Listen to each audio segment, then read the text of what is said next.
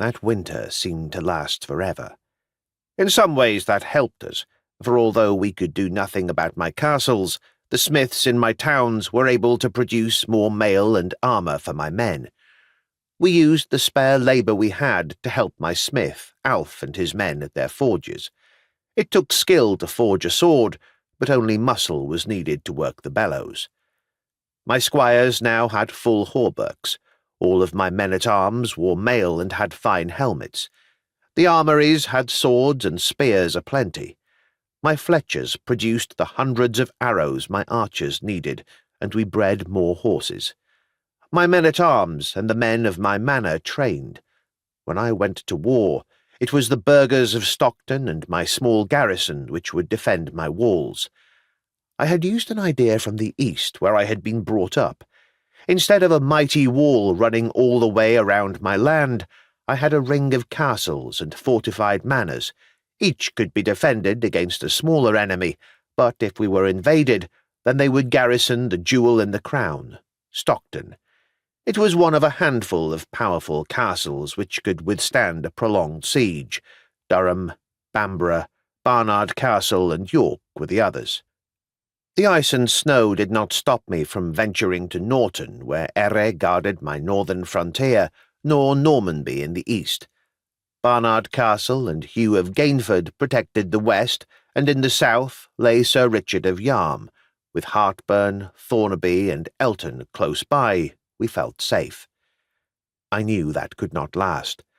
The Scots had been quiet for over a year, and soon they would make another attempt to enlarge their land at our expense.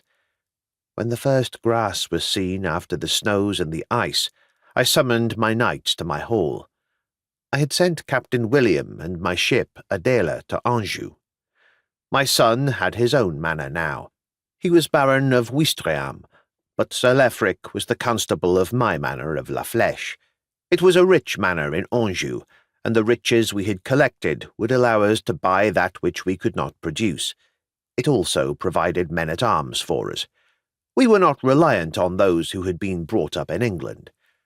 When I saw the new grass, it meant we could think about going to war once more.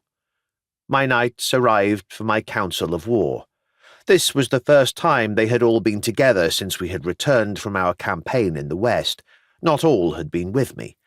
I had left most at home guarding my land, and they were full of questions for each other. I did not mind the noise and banter. I sat back with a goblet of Angevin red and enjoyed it. Whilst apart, they were bastions and held the line. When they were together, they were a force to be reckoned with. We had a combination of superb archers and doughty men-at-arms. Wielded wisely and well, we were an unstoppable force. Our enemies had discovered that. Even when we were outnumbered, we emerged victorious. My detractors said it was because I was lucky. They were wrong. I thought about warfare more deeply than they did. I had studied at the Empress school in Constantinople, and I had read of leaders from the past. I knew how Alexander, Hannibal, and Caesar had fought.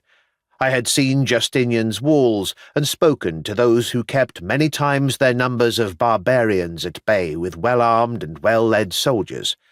I tried to copy that. The only one of my enemies who came close to thinking as I did was my nemesis, the usurper, Stephen of Blois. He was a clever general, and he was popular with his men. He also had more honour than Prince Henry of Scotland. That made him harder to defeat. I was aware that the noise had stopped, and they were all staring at me. Dick, formerly the captain of my archers and now titled Sir Richard, looked concerned and said, "My lord, does something bother you? You have a frown on your brow." I realized that I had been deep in thought. That was the problem with being alone so much. It made a man brood. I stood and smiled.